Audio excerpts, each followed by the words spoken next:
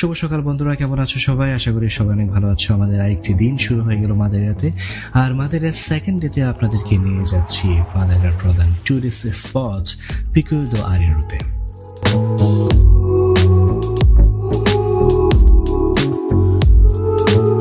এটি মাদারিয়ার সব থেকে উঁচু পর্বতগুলোর মধ্যে একটি। এর উচ্চতা প্রায় 1810 মিটার, অর্থাৎ আপনি মেঘ থেকে উপরে এবং মেঘের খুব কাছাকাছি অবস্থান করবেন। যদিও ভাবতে ভয় লাগছে, তবে এই সৌন্দর্য আমি কোনোভাবেই মিস করতে চাচ্ছি না।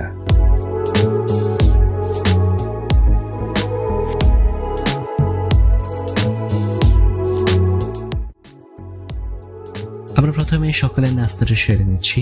নাস্তা শেষে আমাদের ব্যাগেজগুলো গাড়িতে লোড করা হয়ে গেছে। এবার আমাদের শুরু করবো ইনশাআল্লাহ। ফঞ্চল শহরের আঁকাবাঁকা পথ ধরে আমরা এখন অলমোস্ট 400 মিটার উপরে অবস্থান করছি। আর 400 মিটার উপর থেকে ফঞ্চল শহরটিকে দেখতে যেরকম লাগছে, আমরা তাই আপনাদেরকে দেখানোর চেষ্টা করছি এই মুহূর্তে।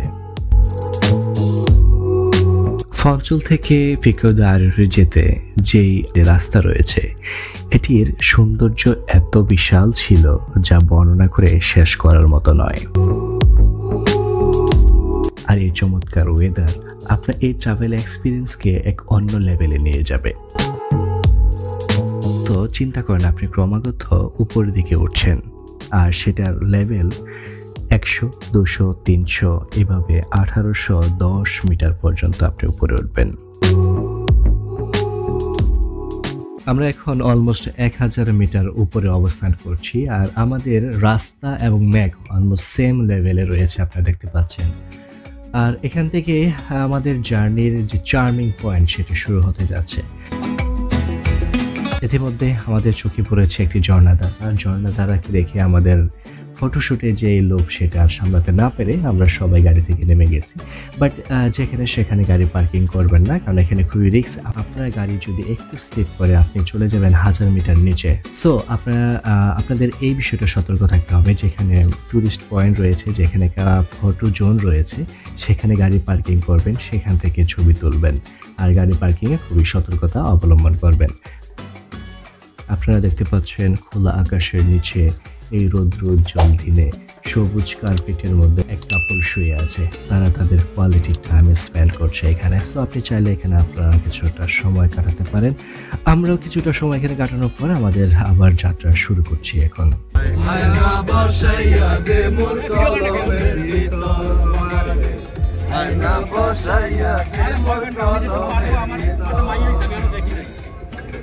রাস্তাটি খুব আঁকাবাঁকা এবং উপরের দিকে ওঠায় ড্রাইভিংটি খুব সাবধানে করতে হয়। এর জন্য একটি স্পেশাল কৃতজ্ঞতা সুজন ভাইকে দিতেই হবে।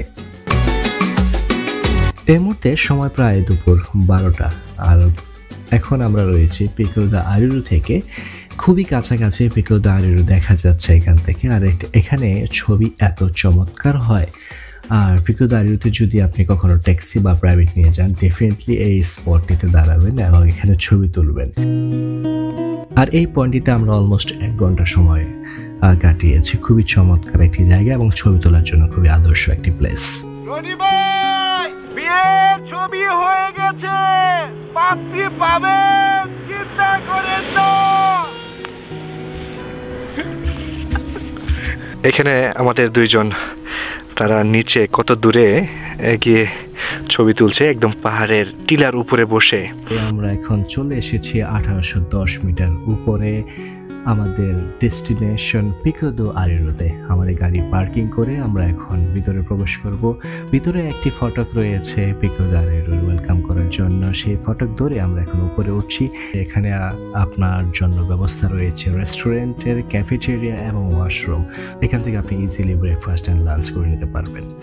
পিকো দো আরিরুতে আসলে আপনার মন এত উতলা হয়ে যাবে, কোথায় ছবি তুলবেন, কোথায় ভিডিও করবেন, আর কোথায় বসবেন, আর কি দেখবেন, এটা নিয়ে বেশ কনফিউজ হয়ে যাবেন আপনি। আই এম শিওর প্রত্যেকটা জায়গা, প্রতিটা পলক এত চমৎকার লাগে যেন চোখ জুড়িয়ে যায়। মাশাআল্লাহ, আল্লাহ পাকের কত চমৎকার নিদর্শন এখানে।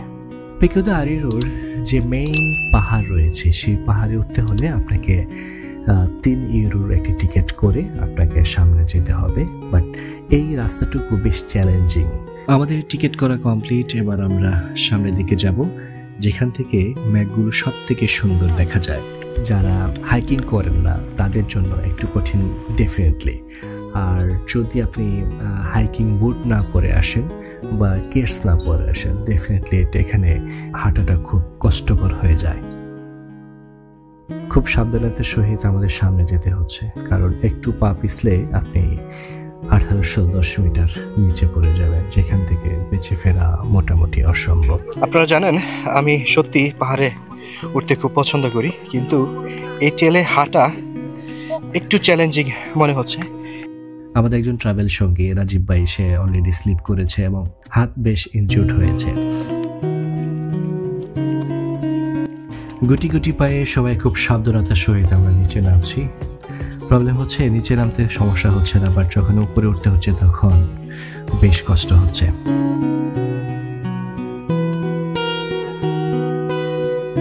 যারা টেল থেকে ট্রেক শেষে ফেরত আসছে সবাইকে অনেক টায়ার্ড মনে হচ্ছে এবং সাথে তাদের তৃপ্তির হাসি দেখতে পাচ্ছি।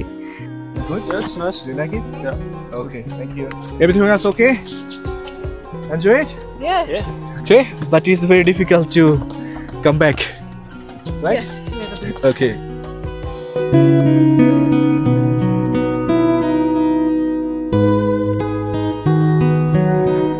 বুঝতে পেরেছি।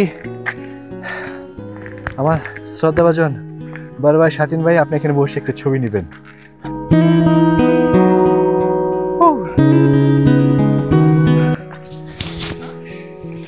আপনারা নিশ্চয়ই দেখতে পাচ্ছেন নিঃশ্বাস নিতে কষ্ট হচ্ছে বা একটু ভারী হচ্ছে, কারণ হচ্ছে এই পাহাড়টি কিছুক্ষণ নিচে নামতে হয়, আবার কিছুক্ষণ উপরে উঠতে হয়।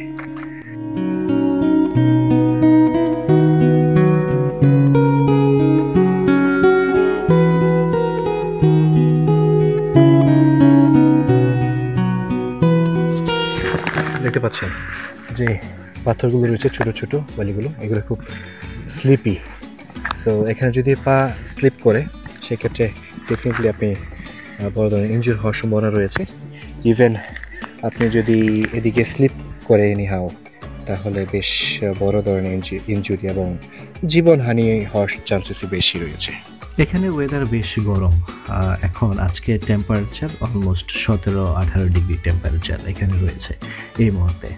আর যেহেতু হাইকিং করছেন কখনো উপর দিকে কখনো নিচের দিকে, সো আপনার বডি টেম্পারেচার ডেফিনেটলি হাই থাকবে। আর যে কারণেই এই ভদ্রলোক যারা রয়েছে তাদের নিজের জামা খুলতে হয়তো বাধ্য হয়েছে, বা এই চমৎকার ওয়েদারকে তারা গায়ের সাথে মিশিয়ে নিতে যাচ্ছে। পিকে দো আরিরো মাদারের তৃতীয় সর্বোচ্চ পর্বত।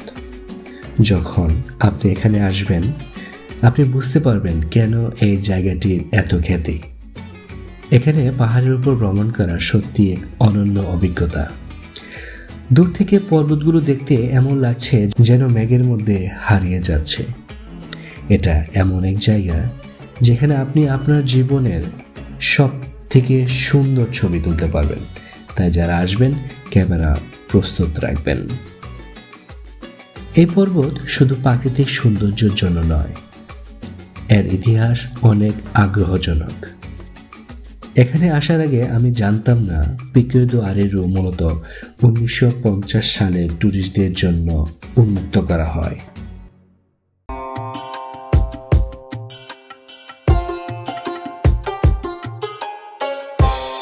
আপনি যদি এখানে একবার আসেন তবে বুঝতে পারবেন কেন এত লোক এই জায়গাটির প্রতি আকৃষ্ট। এখানকার প্রাকৃতিক পরিবেশ, পাহাড় এবং মেঘের মিলিত দৃশ্য দেখলেই মনে হবে যেন আপনি এক অন্য দুনিয়ায় আছেন। সো রাস্তাটি খুব বেশ ন্যারো, সো আপনাকে এক পাশ ধরে যেতে হবে এবং এক পাশ ধরে আপনাকে আসতে হবে। পাহাড়ে উঠতে উঠতে আমার মনে হচ্ছে এই জায়গাটি মাটি এবং বাতাস যেন আমাকে নতুন শক্তি দিচ্ছে। আর ঠান্ডা পরিষ্কার বাতাস তো অন্যরকম অনুভূতি। ওকে, এবার একটি মজার তথ্য দেই আপনাদেরকে। জানেন কি পিকে দো আরিরোর উপর এক সময় এমন এক ধরনের ফুল জন্মাতো যা শুধুমাত্র এই অঞ্চলে পাওয়া যেত। আর সেই ফুলের নাম ছিল Irish.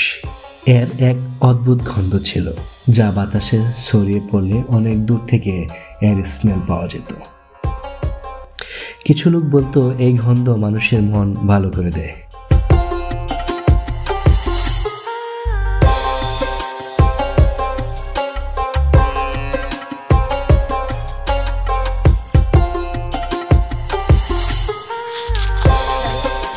Everything was good? Awesome. Okay. এখানে আসার পথে আমি কিছু স্থানীয়দের দেখেছি, যাদের মুখের হাসি, তাদের আত্মীয়তা সত্যি অসাধারণ। মাদারের মানুষরা অত্যন্ত অতিথিপরায়ণ। আপনি একটু ভাবুন তো, উপরে নীল আকাশ, নিচে সাদা মেঘ, আর এর মধ্যে আপনি হাঁটছেন। ভাবতেই যেন এক স্বপ্নের মতো লাগছে।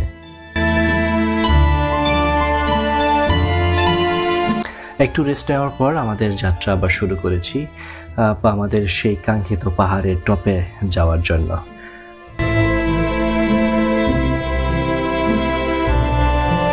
আর পাহাড়ের দুই পাশে যে সৌন্দর্য রয়েছে তা বর্ণনা করার মতো না, অসাধারণ অসাধারণ।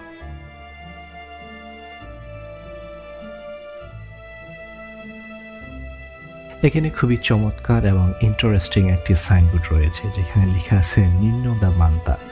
অর্থাৎ আপনি যদি একটু কাল্পনিকভাবে চিন্তা করেন, এই মেঘগুলোকে কম্বল হিসাবে এবং পাহাড়গুলোকে আপনার বাসা হিসাবে। So very interesting and funny একটি সাইনবোর্ড এখানে ওনারা দিয়ে রেখেছে, কম্বলের বাসা হিসাবে। যদিও বাস্তবে এই মেঘগুলোকে কম্বলের মতোই লাগছে। আমাদের যাত্রা শুরু হয়েছিল পাহাড়ের ওই টপ থেকে। এখন পাহাড় বেয়ে কখনো নিচে কখনো উপরে উঠে, আর এখন আমরা আরেকটি পাহাড়ের টপে অবস্থান করছি। এটাই পিকো দা আরিরুর মেন সৌন্দর্য। তাকালে উপরে নীল আকাশ, নিচে সাদা মেঘ, আর মাঝে আপনি, আর সাথে আছে কালো পাহাড়। এই সৌন্দর্য আপনাকে আকৃষ্ট করবে এখানে বারবার আসার জন্য, যে কারণেই সারা পৃথিবী থেকে মাদাইরা পিকো দা আরিরুতে এত পর্যটক আসে।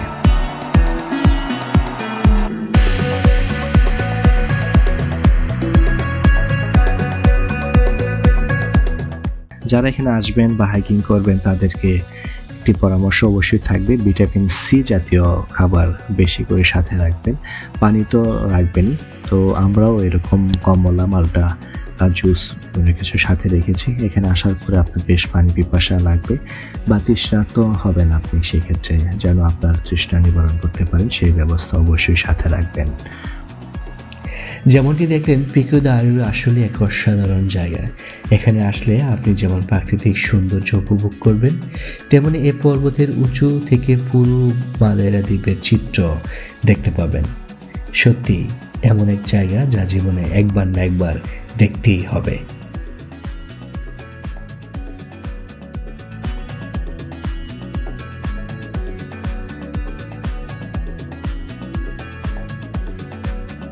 দেখতে দেখতে আমাদের সময় ঘুরিয়ে এসেছে পিকো দা আরিরু থেকে বিদায় নেওয়ার। এখন আমাদের পিকো দা আরিরু থেকে বিদায় নিতে হবে, আর আপনাদের সাথে কথা হবে, দেখা হবে পোর্তো মনিসে। পোর্তো মনিস আরেকটি খুবই চমৎকার একটি জায়গা। আশা করি আপনারা সঙ্গে থাকবেন।